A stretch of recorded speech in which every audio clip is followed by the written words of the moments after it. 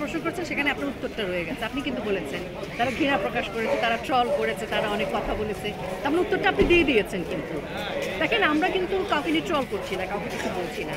আমি তো বলছি আপনি দাঁড়াতে পারেন, আপনার একটি অভিমত থাকতে পারে, আমার একটি অভিমত থাকতে পারে, আমি আপনার প্রতি শ্রদ্ধাশীল, আপনি আমার প্রতি শ্রদ্ধাশীল, সবাই সবার কথা বলবে। এখন আপনি আপনার কথায় আমাকে আঘাত কতটা করবেন, আপনি আমাকে ব্যক্তি আমাকে আঘাত করতে পারেন, সেটা হতে পারে আমাকে আপনি পছন্দ করেন না, কিন্তু আপনি যদি আমার চেতনাকে আঘাত করেন, আমার রাষ্ট্রকে আঘাত করেন, সেটি মনে হয় একটু বিষয়টা অন্যরকম, সেটা ভাবতে হবে আমাদের। ব্যক্তিরকে বা ব্যক্তি একজন শিল্পীকে যে কেউ আঘাত করতে পারে, আমি কেন দাঁড়িয়েছি সেটা আপনি আমাকে বলতে পারেন, আপনি আমাকে ট্রল করতে পারেন, আমি 8-10টা মানুষের মতো একজন সাধারণ মানুষ, কিন্তু আপনি আমাকে ট্রল করছেন না, আপনি করছেন আমার চেতনাকে, অর্থাৎ মুক্তিযুদ্ধের চেতনাকে ট্রল করছেন, আপনি রাষ্ট্রের সম্পদকে ট্রল করছেন, আপনি রাষ্ট্রের প্রশাসনকে ট্রল করছেন। আপনি কিন্তু প্রকারান্তরে আসলে রাষ্ট্রের বিপক্ষে গিয়ে দাঁড়িয়েছেন, চেতনার বিপক্ষে গিয়ে দাঁড়িয়েছেন। তিনি করছেন, তিনি কি ভাবছেন যে যে মুক্তিযুদ্ধের বাংলাদেশ যে চেতনাকে আপনি আজকে ট্রল করছেন, সেটি আসলে দুদিন পরে রেজাল্ট কী হবে? মানে আপনি চেতনার বাইরে গিয়ে আপনার কি দেশপ্রেম নাই? তো সেজন্য আমি যে আমি আসলে কে কী বললো সেটা জবাব আসলে আমার না দেওয়াই ভালো। আপনার প্রশ্নের সাথে আপনি যে শব্দগুলো ব্যবহার করেছেন সেখানে উত্তরটি আছে। আপনার খারাপ লেগেছে বলেই আপনি আমাকে প্রশ্ন করেছেন যে ট্রল হচ্ছে। আমি একজন শিল্পী, আমি একজন শিল্পীকে নিয়ে কেন ট্রল করবো? আপনি তো কথা বলতেই পারেন, আপনি পারেন না? আপনি আমার সমালোচনা করতে পারেন, আমার অভিনয় ভালো হয়নি, আপনি বলতে পারেন রোকেয়া প্রাচী কেন বিসিতে দাঁড়িয়ে সব মানববন্ধন করবো, এটা আপনি বলতেই পারেন।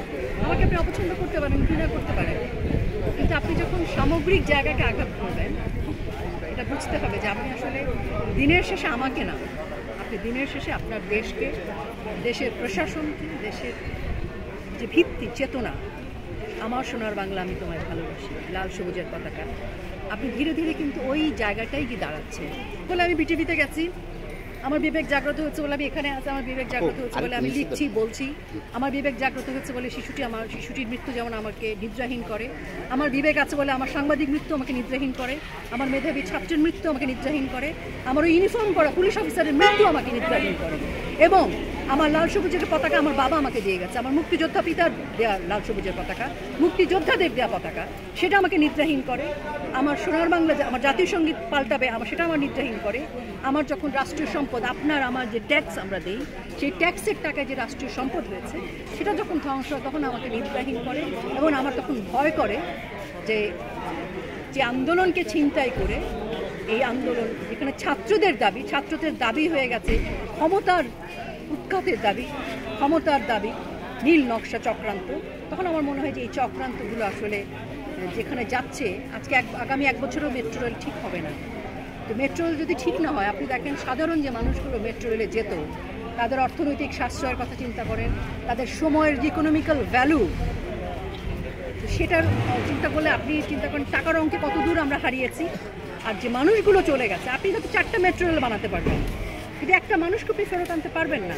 কাজে যে বা যারা এই আন্দোলনকে জিম্মি করে এই লাশের রাজনীতি করলো, তাদের বিচার হবে, আজ হোক কাল হোক, আমাদের রাষ্ট্রীয় পর্যায়ে বিচার হবে, আল্লাহর কাছে বিচার হবে। আমরা বাংলাদেশের মানুষ নিশ্চয়ই বিচার দেখতে পাবো, কারণ আমরা যুদ্ধাপরাধীর বিচার দেখেছি, আমরা বঙ্গবন্ধু হত্যার বিচার দেখেছি।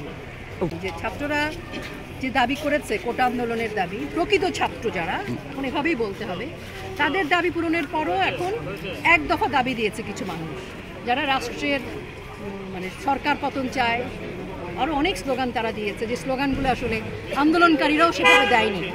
তো বোঝাই যাচ্ছে এখানে একটা বিদেশি চক্র, সে পাকিস্তানের প্রেতাত্মারা আবার জীবিত হয়ে গেছে, আল-বদর আল-শামস, রাজাকারদের বংশধর, তাদের বন্ধু বান্ধব, পরিবার, কিংবা এমন কিছু মানুষ যারা হয়তো না বুঝে না জেনে বিভ্রান্তির শিকার হচ্ছেন। অনেক সরল ছেলে মেয়ে, সরল বাবা মা আছেন যারা চক্রান্তটা বুঝতেও হয়তো পারছেন না। সেই মানুষগুলোকে বিভ্রান্তি করে একটা ধ্বংসযজ্ঞ চালাচ্ছে বাংলাদেশে। তো সেখানে যে সকল শিল্পীরা দাঁড়িয়েছিল, তাদের নিজস্ব অধিকার, তাদের স্বাধীনতা। আমি শুধু অনুরোধ করব যে আমরা যারা শিল্পী, আমরা এমন কিছু বলবো না, করবো না, যাতে আগুনে ঘি পড়ে, উস্কানি হয়, দেশে লাশ পড়ে, দেশ অরাজকতার দিকে যায়, দেশে মুক্তিযুদ্ধের চেতনা ভুলুণ্ঠিত হয়। এমন জায়গায় যেন যাওয়ার ক্ষেত্রে কেউ পরোক্ষ বা প্রত্যক্ষ ভূমিকা না রাখে, এটা আমার অনুরোধ। তাই না, আমি শুধু বলতে চাই যে কোনো মানুষ কারো না কারো দ্বারা তো প্ররোচিত হচ্ছে, কেউ সরলভাবে, কেউ জেনে বুঝে, কেউ না জেনে, কেউ পরোক্ষভাবে, কেউ প্রত্যক্ষভাবে।